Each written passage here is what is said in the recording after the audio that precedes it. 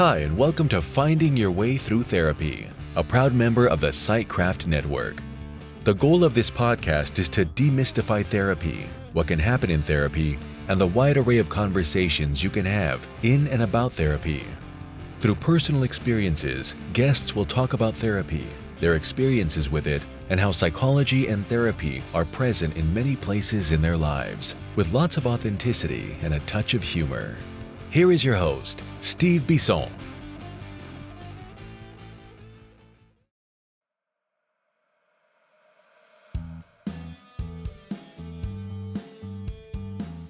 Getfree.ai. Yes, you've heard me talk about it previously in other episodes, but I'm going to talk about it again because Getfree.ai is just a great service. Imagine being able to pay attention to your clients all the time. Instead of writing notes and making sure that the note's going to sound good and how are you going to write that note and things like that. Getfree.ai liberates you from making sure that you're writing what the client is saying, because it is keeping track of what you're saying and will create, after the end of every session, a progress note. But it goes above and beyond that. Not only does it create a progress note, it also gives you suggestions for goals, gives you even a mental status if you've asked questions around that, as well as being able to write a letter for your client to know what you talked about. So that's the great thing. It saves me time, it saves me a lot of aggravation, and it just speeds up the progress note process so well. And for $99 a month, I know that that's nothing. That's worth my time. That's worth my money. You know, the best part of it too is that if you want to go and put in the code Steve50 when you get the service, at the checkout code is Steve50, you get $50 off your first month. And if you get a whole year, you save a whole 10% for the whole year. So again, Steve50 at checkout for getfree.ai will give you $50 off for the first month. And like I said, get a full year, get 10% off. Get freed from writing notes, get freed from always scribbling while you're talking to a client, and just paying attention to your client so they win out, you win out, everybody wins. And I think that this is the greatest thing. And if you're up to a point where you got to change the treatment plan, well, the goals are generated for you. So getfree.ai, code Steve50 to save $50 on your first month. Alors, on est plus près que jamais d'être officiel. We are closer than ever being official. Welcome to episode 191, the Finding Your Way Through Therapy. So very excited. The studio is really coming in together. I'm really hoping that starting probably this episode or the next episode, I'm going to start just doing it out of this studio that I really like. Let me know what you think. I just want to know what people think. But hey, I also have a new soundboard, so I like to play with that stuff. The closest thing that I think is acceptable for this podcast is to say, yes, we're probably going to be in the studio regularly starting this episode. So I don't know if you're excited like I am, but obviously I needed to give myself a hand.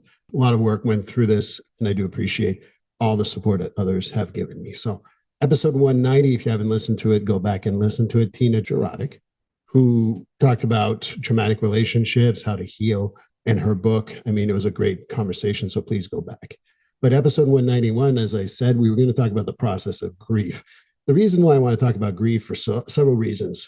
A, that's going to be a theme now in this podcast on a regular basis with the change and everything else that's coming up. And in a couple of weeks, you're going to start seeing the new name come up. Anyone who wants to venture a guest, direct message me, let me know. But yeah, we're going to be talking about grief a lot more. So I wanted to talk a little bit about what first responders particularly go with grief, because they've observed lots of unique grief patterns. And the reason why is because I think that one of the things that happens with first responders in particular is cumulative grief. They have multiple traumatic incidents in shorter periods. And yes, this is not for every first responder. In fact, I find that, yes, while it is higher than the general population, it is not necessarily all first responders, but they do process grief a little differently. They get a lot of challenging calls. They're always exposed to other people's traumas, and sometimes it can be their colleagues, right? So I really, really think that that's something that happens, as well as what they see in the community. And the time to process sometimes is not good. First, I would say that EMTs, paramedics in the Northeast who work with the fire departments tend to be able to go back to the program. And when they go back to the program, they're able to, to the station, not the program, when they go back to the station, they end up processing with the guys, whoever was not on the call or was on the call or whatever, so that they have that time. With police, unfortunately, it's a lot of solo work. You're not usually with a partner. Usually have to write the report. And if there's another call that comes in, guess what? You got to go take care of the calls. So definitely different times, and you'll have a lot of time to process that. The other thing is you need to maintain your composure on scene. How many times did I hear guys come close to say, I almost lost my shit here. And the reason why, because you got to keep your composure, but sometimes, you have your own stuff going on. It's very difficult. So keeping your composure can be difficult, managing public expectations. Now, this is something that you got to understand about grief. So a police officer in Vermont does something wrong. Well, all police are put together because of that. Police officer does something wrong in Utah. Every police officer is in the same boat. When you have the public expectations and then they throw a camera in your face, because guess what? My job, your job, for most of you who are not first responders, no one's with a camera in your face. Sure, you might be monitored by cameras, but they're not in your face and trying to even provoke you. And yes, for those who are offended by my comment because they're public, not all public people try to provoke first responders, but they definitely, a lot of them do. And the reason why is I'm going to record this. I'm going to record this. They don't care. So most of them are carrying body cameras now, but it's ultimately very difficult to deal with that. And then, grief, it's not, it could be like what people said, what people don't report, what we'll do this and do that. I think that plays a huge factor, and it definitely puts a pressure on the first responders more than others. The administrative pressures. If I had a dime for every time that someone told me about administration, what's the right word I'm looking for? Betrayal. Being told one thing and not doing another. I think every other week in group, we talk about administration betrayal. Chiefs, deputies, lieutenants, town managers, sheriffs, people like that, betrayal. And then when they start accumulating because of X, Y, Z, or they've been told one thing one day and it changes on the other, just really grows on you. There's a lot of pressure that goes with that. And then you got to have your personal reactions to stuff, right? And like as a therapist, I do have reactions to what people say. Sorry to break a wall.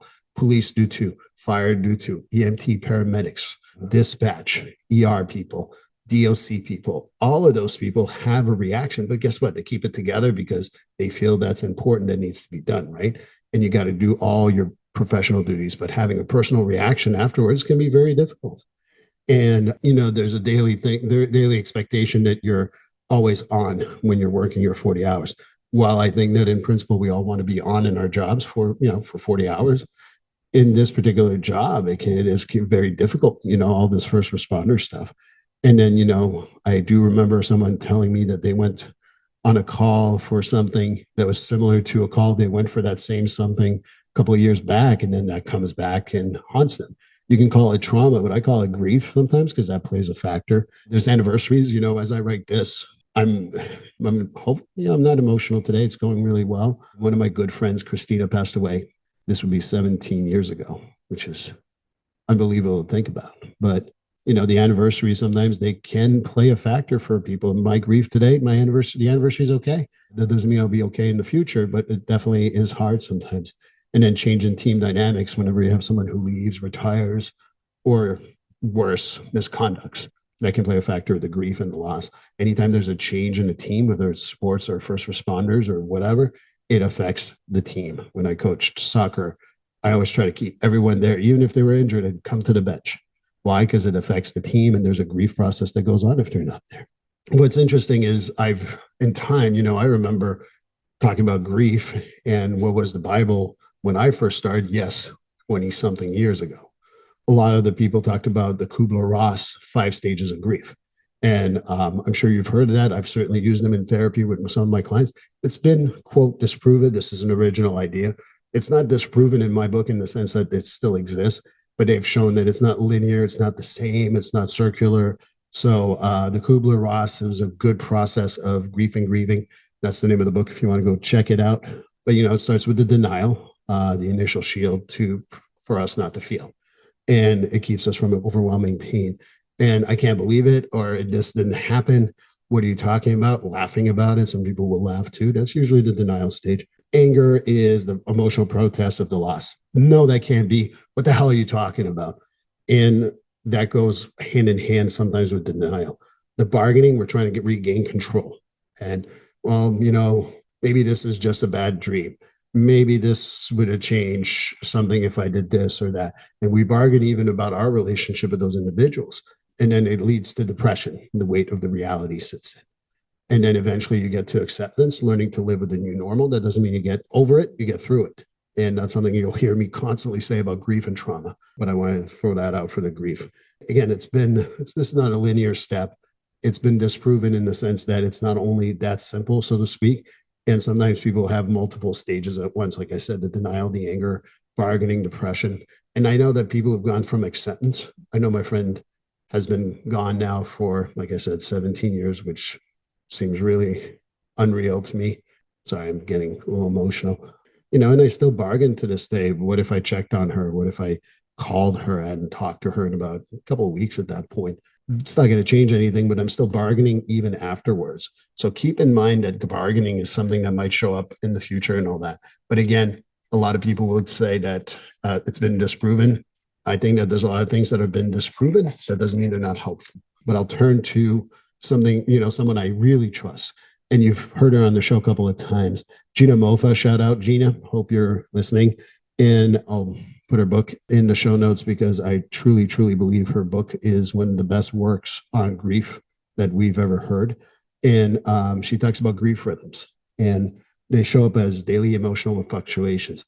Right now, I've been fine all day, but I started talking about Christina started affecting me. Now it's not affecting. But deal with those emotional fluctuations, the bargaining, the stuff like that. The energy level changes. Sometimes we're like on and sometimes we have no energy. And being able to look at all these changes that occur in our energy levels. And that's absolutely normal. A lot of people struggle with that. But at the end of the day, the energy level is normal to change because of the things that are going on. Coping capacities. And again, Gina Moffa doesn't mean letting go. Trying to remember the first part. I will put it in the show notes. I really encourage you to read that book. I've given it to my clients. Some of them have kept it, and that's fine, but really like it. And we talk about the capacities. Some days I can handle it well. Sometimes I don't. Christina's birthday was in January. And when I was thinking about that, I started crying about her birthday. But today's the anniversary of her death, and I'm fine. So who knows? And maybe I won't be able to cope later on. I still have a few clients, I have a few things to see and do today. So who knows how I'm going to feel later on, but that's normal.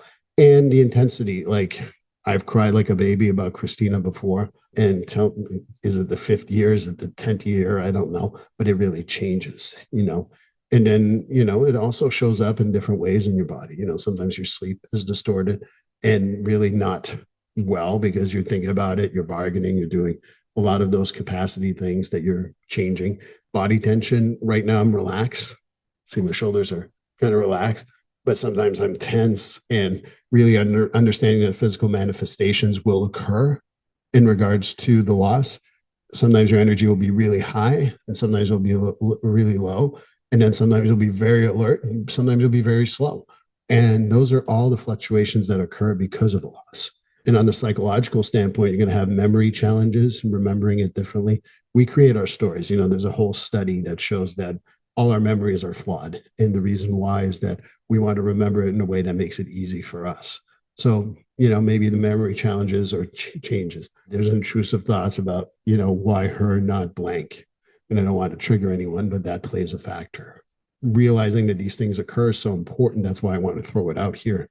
But it's very important. And then concentration issues. Today I can concentrate, although I've screwed up a couple of my words. Maybe it's about Christina, maybe I'm tired, maybe it's something else, but ultimately it does happen. So just acknowledging it and being able to do that is very important. So if you go back a little bit to first responders, this grief stuff can go for anyone, but for first responders, manage it on scene, be able to check in with someone there. If you need to ground yourself between calls, making sure you do deep breathing. And I know that's not cool for some first responders, but learning to deep breathe, just a reset, grounding yourself. And I tell people sometimes it's using a little bit of ice on your arms just to make your body come back to a physical state, not an emotional state. That really helps. If you need to talk to peer support afterwards or get a crisis intervention stress management program or scissors or peer support, you can go ahead, reach out to your resources in the community. And obviously, if you have a therapist or you have people who work in that field who can give you some direction, that's all even better. And the long-term resilience building, it's just these emotional check-ins. What I do with a lot of my clients, particularly my first responders, is I let them shoot about whatever they want. They tend to bring back some of the stuff that's been going on in their life. And no, it's not typically grief or trauma, it's other stuff. But if you let people shoot, so to speak, talk about whatever they want to talk about, they end up being able to open up and discuss what's truly happening. And then, have professional growth. Find ways to, therapy is nice, but getting other resources in the community, things that you can reach out to and people you can reach out to is so important. And having peers. I think that the other part too, as well, I do obviously believe in therapy, right? Having peers is so important. So want to make sure you think about that. If I miss anything about the grief or you want more specifics, let me know, direct message me, and I can certainly do that. Because I've worked with a lot of first responders, I know these challenges. I've had grief in my life since a very young age. I like to tell you grief is I can't tell you one day where grief is predictable for me. And I can't tell you that it's predictable even for my clients or people I know that are super duper grounded and all that fun stuff. Stop thinking that you're going to be able to get over it. Stop thinking you're going to it's going to be gone, and acknowledge that there's personal demands versus professional demands, and they all link together and they can cause grief. Because sometimes, I hear pretty bad stories in my job and it can be hard for me. I'm a human being after all. So I go home and I may not be a greatest father or the greatest boyfriend or what have you. So I got to learn how to deal with that and being able to acknowledge that it's sometimes the grief. If tonight I'm having a hard time, I'm going to acknowledge it's my grief. And if it's not my grief, then acknowledging my emotions. And I guess that's a story for a different day. So we can talk about that later. But the next episode is episode 192. It's going to be with Jessica Jamison. She's been on the show before. I think it was episode 29, if I remember correctly. Go check it out. We'll discuss food trauma and how it affects our habits, eating, and how we perceive things. So I hope you join us then. Please like, subscribe, and follow this podcast on your favorite platform. A glowing review is always helpful. And as a reminder, this podcast is for informational, educational, and entertainment purposes only. If you're struggling with a mental health or substance abuse issue, please reach out to a professional counselor for consultation. If you are in a mental health crisis, call 988 for assistance. This number is available in the United States and Canada.